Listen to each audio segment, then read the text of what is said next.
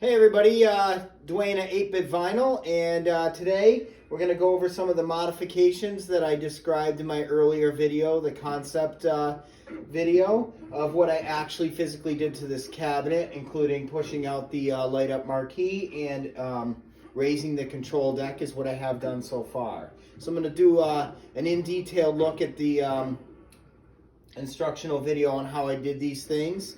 And stay tuned if you're interested. Thanks. Okay guys, so sorry about the shaky video, but as you can see in the video, when I approached the control deck, I made the control deck, I raised it up until it was literally flush even with this, because my deck protector will come over the artwork and overlap this T-molding. You can kind of just see the level isn't really necessary. I used it more for just a straight edge in case my finger just couldn't make the difference there. Just so you can kind of see. And the J, I keep saying J panel, I think in this case it might be the N panel, was taken off. And as previously described before, from my photo, these are the actual J blocks, and these are installed on here, put on here. We will then know exactly where these locations need to be based on the flush mount of this, and pre-drill a hole here using the same screws to basically mount the control deck. And now your control deck is higher. I really don't believe it obstructs this back artwork very much, so I can live with that.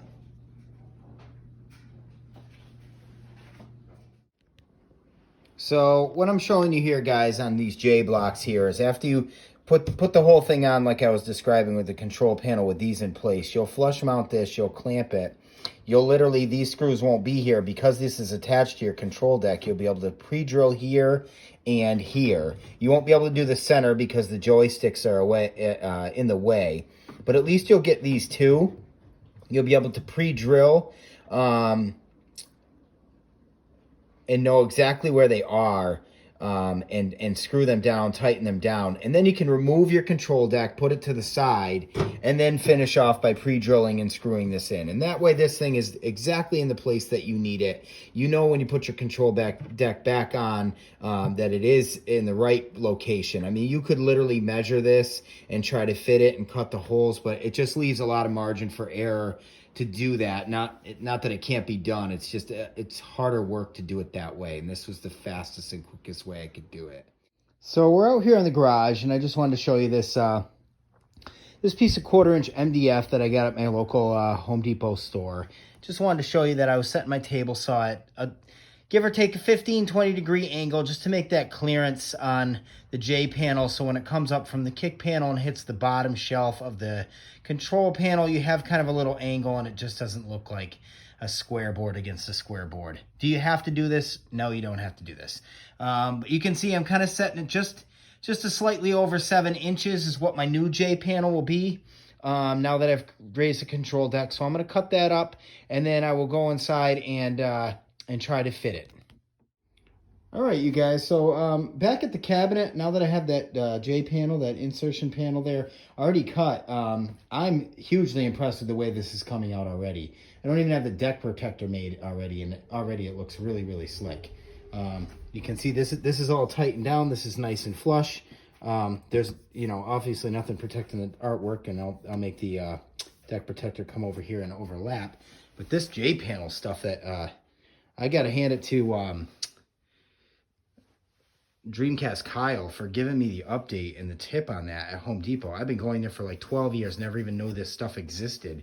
And they sell it in 2x4 sheets, this 1/4-inch with black on top and actually white on the back, on the other side.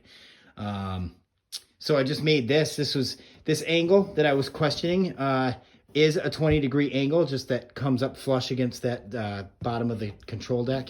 And yeah, I mean, you cut it, you know, definitely take your time, cut it in there. There's these little niches here because Gen 1, the cabinet router pieces came all the way through this. These do not. They stop right about here when you get familiar. You kind of have to measure just from here to here and only cut maybe, I think I did a 1/4 inch, maybe 5/16 of an inch down these little niches in here to get that to actually squeeze in there and be nice and tight, but it doesn't even move. It looks great. So far I'll continue with the build. I think the next thing I'll do, so I'll start working on that top marquee, and I'm really happy that the same 1/4 inch black stuff, I'm going to actually utilize it in different ways to recreate the speaker mount underneath it as well as the top panel. So to be continued, but this is the latest upgrade that I've done so far on this cabinet, and you guys tell me how I'm doing. Thanks. So here we are, guys, after I've gotten the new back panel all cut out from the Home Depot supplies. You can kind of see the difference of the length between the new panel with the pushed out marquee and the old panel. And I also wanted to show, after I had made the speaker, I don't know what you would call it, the speaker mount that goes underneath the marquee. This here is the original, and you can kind of see the difference there of how much more distance you need by pushing out the marquee to kind of close up that gap. I already had the speakers and stuff mounted, basically just copied and mimicked the holes with the pegs and stuff like that, just to secure everything. And as far as using this, I just literally matched a drill, put this up on top of here like this, matched the drill, and that's exactly how you get the same speaker size. And then just threw some paint on it. So I'm gonna get these pieces together, and you'll see what the marquee looks like as a finished product, pushed out away from the monitor. All right, guys, now here it is back together with the riser sticking out now. I'll just, sorry if the camera's a little shaky, just gonna walk around it so you can kind of see what it looks like from the side. And my gauntlet cabinets there in the distance.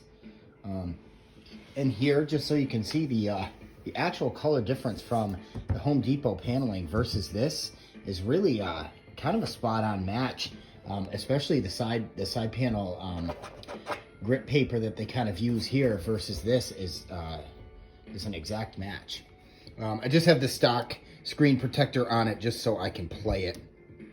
Eventually, I think my next step is I'm going to put some HAP joysticks in this, really quick changeover to do that, and just tighten up the controls a lot, especially playing the beat 'em up games, and I'll change over the fiberglass protector.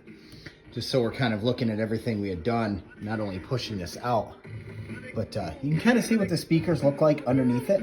It's a real clean look. My biggest pet peeve was I wanted to really see this artwork, and the way the stock design is just kind of covers up like the top half of this and really obstructs it, and I hated it. But it looks pretty good under there. There is a couple of exposed holes from the original speaker mount here, but it's something I can live with, and maybe I'll find some small caps, some black caps or something like that, and cover that up. But it definitely doesn't affect your gameplay. You don't even see it standing at it and playing. But I feel like just even doing this, the thing hasn't even been raised up yet on a riser to make the screen a little bit more, a little closer viewing. If I'm literally standing at it at a normal position, this is exactly how it looks on my screen view when I'm playing, not standing away from it. I'm probably only 6-8 inches from it. I'm 5'4", but that's my viewing angle.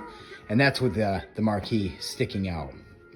As far as the side view here, I just used a couple of those black push buttons you can find on aftermarket shops on eBay and such, just to kind of cover that up, and I think it looks fine. I'll probably use the rest of the buttons for the rest of the cabinet.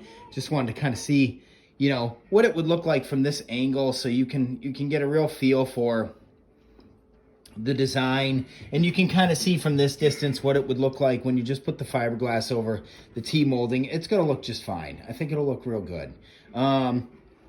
Coming around to the back, you can see the I think this is called the H panel or the N panel. I can't remember, but this is the one from Home Depot.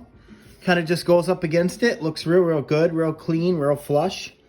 And just a little tidbit for anybody modding these and they want to touch it up, or they feel like they chipped some of this cheap stuff off. A really good touch-up tip just used a black Sharpie marker, believe it or not, and it does really do it just as far as covering up a lot of the gaps and things on the back of the cabinet. So,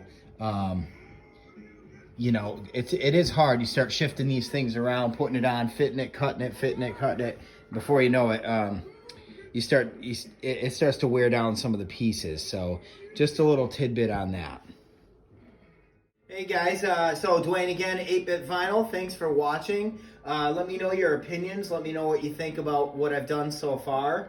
For this part of my mod, my next mod will be the screen protector and raising the riser up to stock height of 15 or 16 inch to kind of get the screen viewing a little bit more at my eye level. And then that way any of the obstruction issues will be gone. So if you like the video, like, subscribe. Thanks for watching, and let me know what you think. Have a great day, guys.